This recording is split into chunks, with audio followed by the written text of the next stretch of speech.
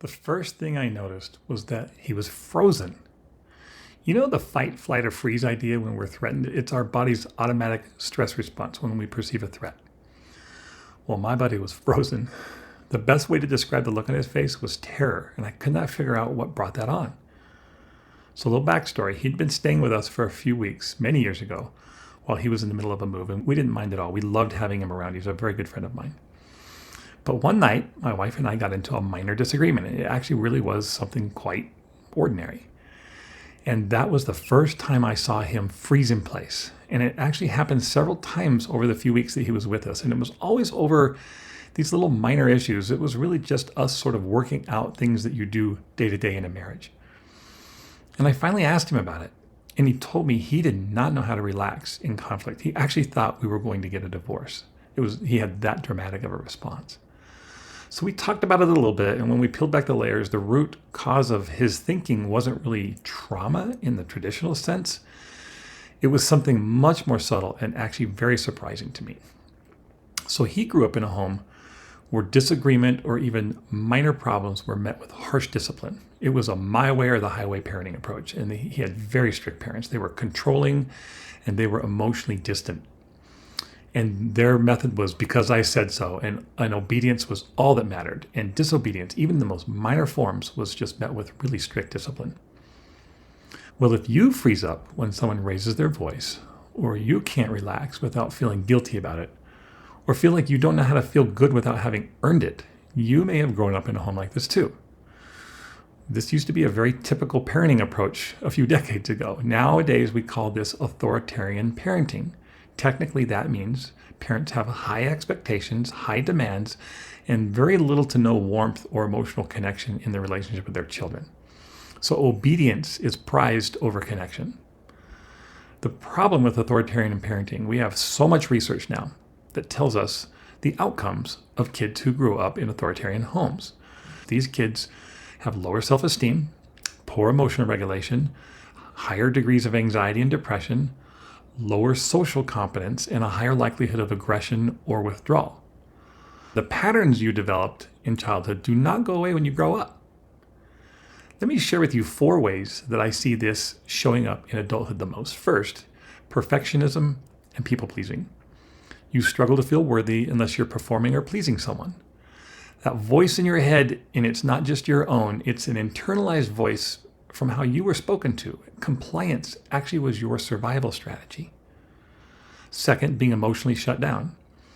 You learned that showing emotion made things worse, not better. So now you either suppress everything, or you might swing back and forth between complete suppression and complete meltdowns. And that's because nobody ever modeled emotional regulation for you. Third would be a fear of making mistakes. Decision-making becomes paralyzing because you learned that failure meant punishment or shame. So you second-guess yourself constantly because you never learned to trust yourself. Fourth would be relationship struggles. If love was conditional growing up, it's hard to believe it can be safe now. So you either overcompensate by being really rigid with your boundaries, or you might avoid conflict altogether. You might even find yourself parenting from this same fear that you experienced, or you might swing so far to the other side that you struggle having boundaries at all because you're so determined not to raise your kids the way you were raised. These are not character flaws. They're survival strategies that got stuck in time. They actually worked for you at the time because they kept you relatively safe, but they don't work anymore in your relationships today. These patterns stick because authoritarian parenting does not teach you how to think. It teaches you how to obey. It doesn't show you how to feel. It teaches you to suppress your feelings. So now when you hit adulthood, you don't really know how to trust your own voice. You get anxious in relationships, and you might even think something's wrong with you. There is some healing that you can do. So what is the path forward? Believe it or not, it does not start with blaming your parents. They were probably doing the best they could. They were probably parenting the way they were parented. Like I said, this was a very predominant parenting style if you go back a little bit. But if those methods left you emotionally disconnected from yourself, healing means you get to choose something better. So let me share with you 5 strategies that will actually work. Strategy number 1, reparent yourself with compassion. That voice in your head that tells you you're never good enough, I want you to start talking back to it. You don't need to become your own cheerleader overnight, but just start offering yourself a little bit of patience and kindness and permission to feel. Sometimes journaling can help. I know people who have written letters to their younger selves. It's not to fix the past, but it's to offer the kind of support that they never received. Strategy number 2, learn to feel, not just function.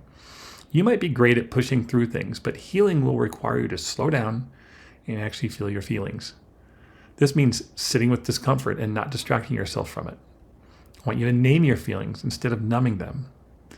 You were taught that feelings made you weak, but nothing could be further from the truth. Think about this. Feeling our feelings, especially when they're painful, requires courage. I promise you, if you'll learn to sit with them without pushing them away, without trying to fix them right away, you'll be surprised that you won't get overwhelmed like you think you will. You'll develop the ability to feel and deal. But it starts with tolerating those feelings. Strategy number 3, redefine your boundaries. Authoritarian homes either ignored boundaries or they weaponized them. Healthy boundaries are about clarity, not punishment. You're allowed to say no without feeling guilty. You don't have to earn something to feel good. And you're even allowed to disagree with your parents. Strategy number 4, build emotionally safe relationships. Look for relationships where you feel understood, not managed, where you can speak your mind without fear of being shut down, criticized, or judged. These connections will actually help rewrite the relational blueprint in your brain. Finally, strategy number 5, break the cycle. If you're a parent, have boundaries. Like I said, don't swing all the way to the other side and become overly permissive. Many parents who grew up in authoritarian homes do this. They overcompensate and they go too far. Kids need boundaries. Boundaries make kids happy, and they need us to have high expectations and high demands of them.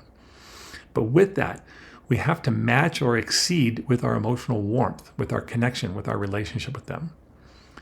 This is actually easier to do than you might think, and it might seem hard if you grew up in a home that didn't have this because you don't know how to do it either.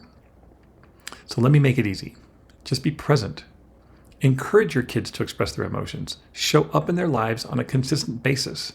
Share your feelings with them, even if that's really hard for you to do. Tell them you love them. The more you allow your child to express themselves while holding boundaries with love, the more you're breaking the cycle. Finally, I want to remind you that you are not broken. You just learned a way of being that helped you survive. And now it's time to do more than survive. You get to explore, you get to feel, you get to reparent yourself with compassion. You get to decide what kind of relationships you want. And if you're raising kids, you get to choose a path that builds both connection and boundaries and credibility, without fear, without control, without repeating what harmed you. If this resonates with you, I want you to try something this week. I want you to pick one strategy that you can think of and commit to it for 7 days. Maybe it would be talking to yourself differently. Maybe it's sitting with a feeling instead of pushing through it. Then come back and tell me in the comments what you noticed. Was there anything different? I think your experience might be exactly what someone else needs to hear. If you want more content like this, real strategies for healing patterns that are keeping you stuck, hit the subscribe button. All right, I'll see you next time.